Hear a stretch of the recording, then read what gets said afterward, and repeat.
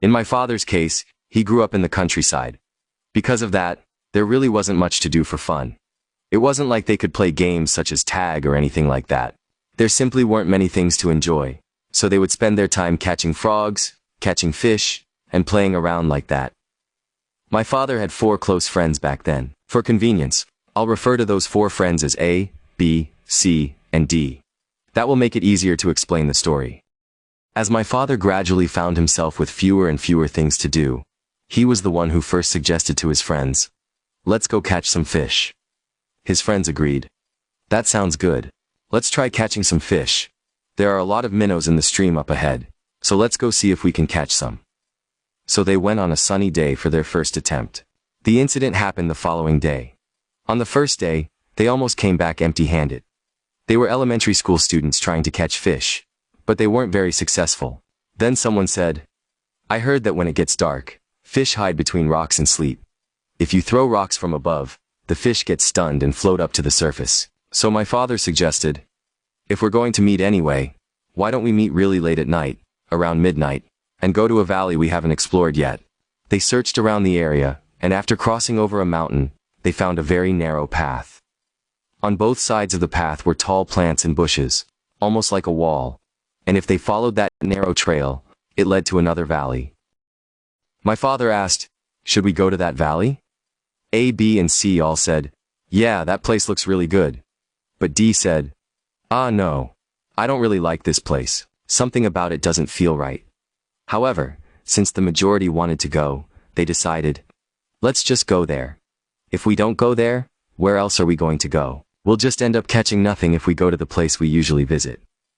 So, in the end, my father and A, B, C, and D all decided to go together to catch fish. They divided up what everyone would bring. You bring the bucket. You bring snacks for us to eat.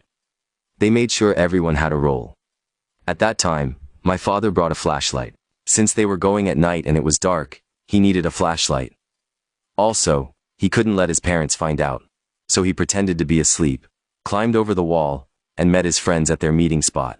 When they met, his friends checked. "You brought everything, right? The bucket, the flashlight, the snacks." Everyone had prepared everything they needed. Then they took a small flashlight, almost like a tiny headlamp, and crossed over the mountain together. After coming down the mountain, they reached an area that was almost completely flat. My father said that when they had looked at the place during the daytime, there had definitely been nothing there. But now, in the middle of the night, there was a car parked there. But there was no way that car should have been there. It was covered in a thick layer of dust, and there were no license plates on either the front or the back. So they wondered, "Why is there a car here? Hey, it wasn't here when we came." "Yeah, I didn't see it either." Then they said, "We still have a little way to go, so let's use the car as a landmark and eat some snacks here before we continue." So they sat down with their friends, opened their snacks, and had a fun time together. Then D became curious and decided to open the car door. The door opened. "Hey, it's cold. Let's all get inside the car." So they climbed into the car. Of course there was no key inside. It was just a small car, about the size of a Hyundai Avante, covered in a thick layer of dust. After playing around there for a while, they thought, "We shouldn't stay out too late. Let's go catch the fish." So they finally arrived at the valley. They said they actually caught a lot of fish. Whenever they threw a rock into the water, the fish would float up, and they would quickly put them into the bucket. They were having a great time together. Then they said, "All right, let's go now." But B's condition had suddenly become very bad. He said that B's lips had turned blue and his whole body was shaking violently, almost like he had hypothermia. But even though they had gone into the valley in the middle of the night, they hadn't gone deep into the water. They were only playing safely in water that came up to around their ankles. So when B suddenly looked like he was suffering from extreme cold, everyone was surprised. "Hey, are you okay?" B replied, "No, I'm just really cold right now." So they said, "Then let's go back for now." As they were walking back, they eventually reached the car they had seen earlier. When they arrived at the car, they said, "Let's rest in the car for a little while before we go." So they all got back inside the car. My father sat in the back seat. A and B sat in the front seats. My father was sitting directly behind the driver's seat, while C and D sat on the passenger side and the seat behind it, leaving my father sitting in the middle of the back seat. B was still shaking badly, so they asked, Are you really okay? B said, I don't know. I'm just so cold. But then suddenly D's condition started to get worse as well. D's condition was different from B's. It wasn't like hypothermia. Instead, he looked completely dazed, as if he was terrified by something. He just kept making sounds like, he seemed frozen with fear. Seeing that both B and D were not doing well, AC and my father said, Hey, their condition isn't good. We should get out of here quickly. There's no point staying longer. If they end up getting seriously sick, we're going to have a real problem. So they decided to leave and crossed back over the mountain. After leaving the car behind, they relied only on a single flashlight as they walked through the mountain. Then, while they were climbing, they heard a scream from above. Ah! 영어 narration style 번역입니다. They were startled, so they quickly turned the flashlight around. When they pointed the light back, they saw that C had twisted his ankle and was sitting on the ground, holding it. What happened to you? C replied. I think I stepped on something. I don't know what it was. They shined the flashlight toward the ground. There were many rocks scattered around. My father said, Looking at it, I think your leg probably got caught on a rock and you fell. Can you walk? But C answered, I don't think I can. My father was bigger and stronger than the other boys, so he carried C on his back and took him back toward the car. The reason was simple. The car was the only place where they could sit comfortably and avoid the cold wind. When they reached the car, they sat in the same positions as before. I sat in the front. B sat beside him. My father sat in the middle of the back seat, and C and D sat on the other side. They stayed there for a while, asking C, Is your ankle feeling any better? As they waited and tried to recover, they suddenly saw someone walking slowly from the direction of the stream. A person was approaching them, step by step. My father looked toward the person approaching and said, Hey, who's that coming over there? His friends looked in the same direction. Oh, you're right. Someone is coming. Then they said, Wait, what if someone catches us sitting in this car? We're going to get in trouble. Maybe we should get out and hide. But something felt strange. The way that person was walking was unusual. You know how some people with paralysis or severe physical disabilities have difficulty walking? Their steps can look uneven and awkward, almost like they are dragging one side of their body. That was exactly how this person was walking. They were limping slowly toward them. But what made it even stranger was the situation. It was the middle of the night, deep in the mountains. There were no lights anywhere. Normally, someone walking through a place like that would need a flashlight or some kind of light to see where they were going. But this person had nothing. No flashlight, no light. They were simply walking forward, slowly limping through the darkness. My father said, Can you guys see that person walking over there? Let's get out and hide. I think we're going to get caught. But A and B replied, What are you talking about? We don't see anything. What do you mean you can see someone? There's absolutely nothing there. Give me the flashlight. I got out of the car and shined the flashlight in that direction. My father was certain he could see someone limping toward them, but A and B continued saying, There's nothing there. D was still sitting there trembling and staring blankly. He kept making those strange sounds, completely terrified. Meanwhile, C said, My ankle actually feels better now. I'll go take a look too. He got out of the car and looked around. Then he said, Hey, I don't see anything either. Are you trying to scare us again? Seriously, are you starting this again? Everyone began arguing with my father. My father felt frustrated because he was sure he had seen someone. He kept saying, No, I really saw someone. After going back and forth with his friends, he pointed again. Look, right there. But when they looked, there was no one there. Nothing. Just darkness. At that moment, only D was still sitting inside the car. My father, A, B, and C had all gotten out of the car. They walked over and checked on each other. Hey C, your ankle is okay now, right? Yeah, I think it's fine now. Then they said, All right, let's get D out and leave. D had been acting strange from earlier, looking uncomfortable and terrified. So they called out to him, Hey D, come on, let's go now, get out of the car. D then said to my father, Hey, I saw it too, the person who was limping. And that started the argument all over again. My father said, Wait, what? D saw it too? The others replied, Yeah, why? Who did you see? And Dee said, No, I'm serious. I really saw someone. They went back and forth about it for a while, but eventually they got exhausted from arguing and decided, forget it, let's just talk about this tomorrow when it's light. Let's get out of here and cross the mountain. So they continued walking through the mountain, shining their flashlight ahead of them. They climbed all the way up, and they reached the point where the uphill path ended and began turning into a downhill slope. While they were going down the slope, they suddenly heard a loud thud-thud sound from behind, and Dee started running down the hill at an incredibly fast speed. But when one person suddenly runs like that in the middle of the night, everyone naturally starts running too, almost as if they had planned it together. So they all started running down the mountain while screaming, "Ah!" and shouting in fear. After they finally came down from the mountain, they stood near the entrance, looking back toward the mountain while gasping for breath. Then they asked Dee, "Hey, why did you suddenly run?" So Dee suddenly ran down the hill and started giggling. It was a strange kind of giggle, and it wasn't Dee's usual laugh. Normally Dee laughed like ha ha ha, with a normal voice, but suddenly he started laughing in a creepy way, going ki over and over. He was staring toward the mountain, looking at a place where there was clearly nothing to see. A, B, C and my father were shocked. "Hey, are you crazy? What's wrong with you? What are you doing? Stop it. Seriously, if you keep laughing like that, I'm going to hit you." But Dee didn't react to anything they said. He just kept laughing. Then suddenly he stopped laughing. He completely stopped and said, "Hey, why are we here?" Everyone became terrified. They grabbed Dee because it seemed like he had no idea what was happening. My father, who was angry and scared, grabbed him by the collar and threw him down. "Don't play stupid games like this. Everyone is scared right now, and I'm scared too. Don't do this kind of thing here." But Dee suddenly started laughing loudly again. While lying on the ground, he only turned his head toward the mountain and kept laughing. My father said, "I told you to stop," and punched him once in the face. Even after getting hit, Dee just kept laughing loudly. So my father stepped away from Dee, and everyone else also moved away from him. Then suddenly, the laughter stopped. Dee looked at them and said, "What?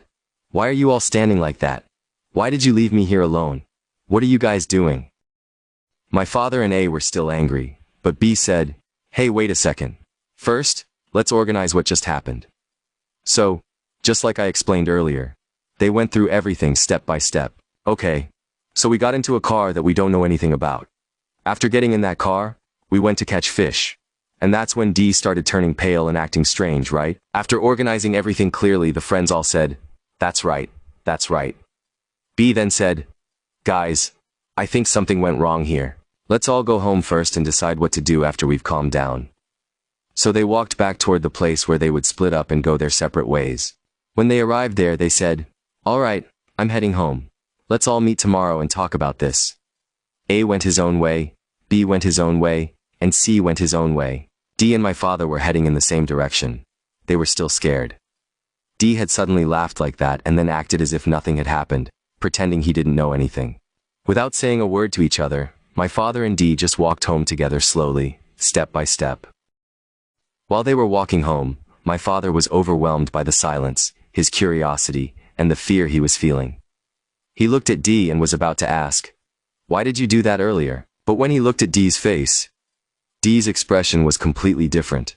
His face looked like he was extremely angry, with a deep frown as if he was furious about something. He just kept walking slowly without saying anything. My father was about to ask him, "Why did you do that?"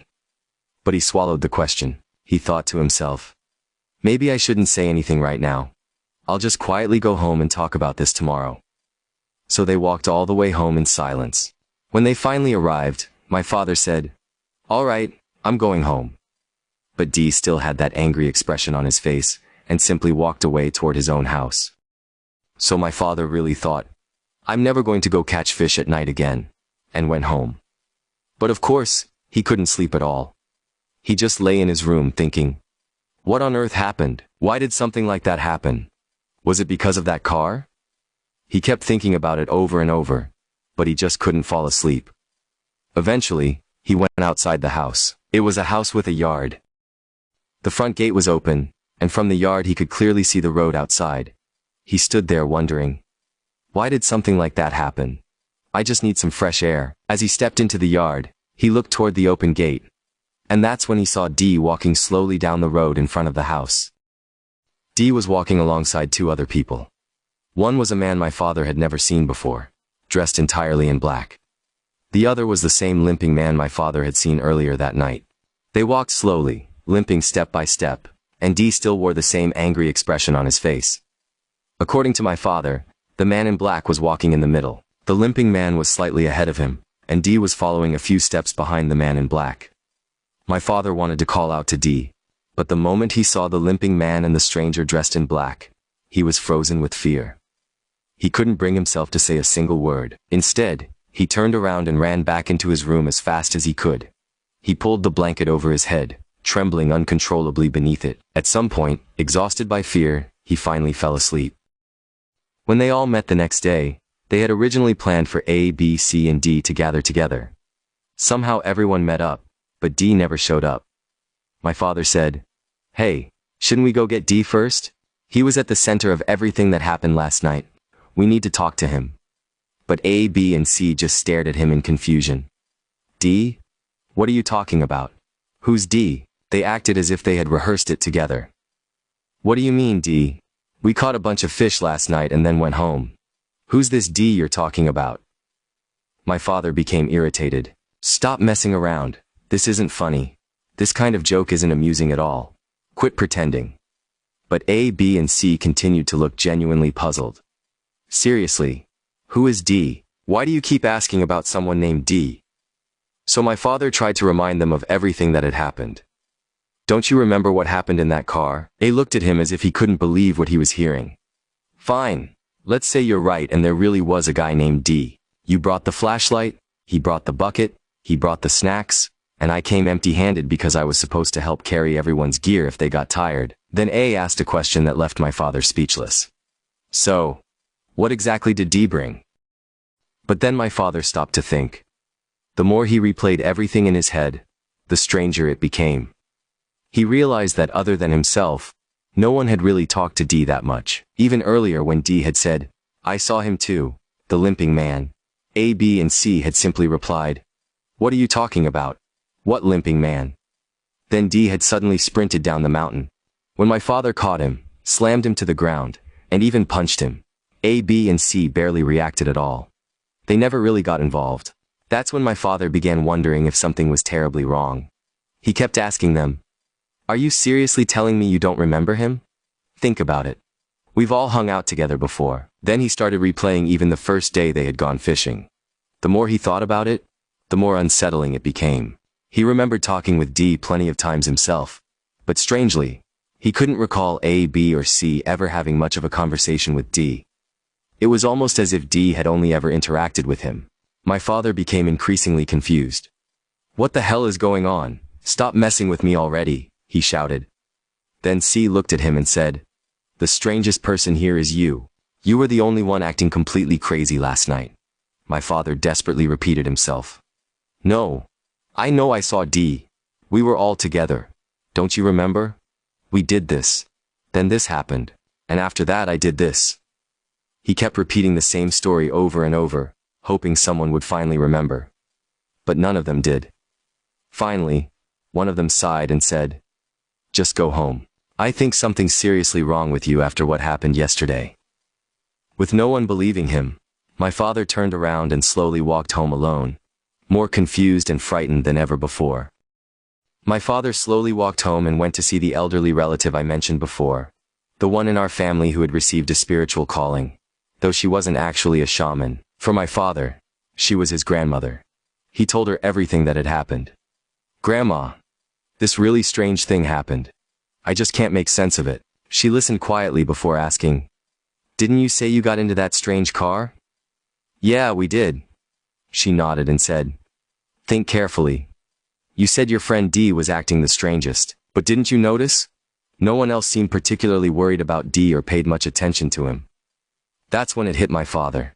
She was right. Then she continued, "From what you've told me, it seems to me that something attached itself to you after that first day. You all went out together." My father sat there trying to make sense of everything. What was that? He thought.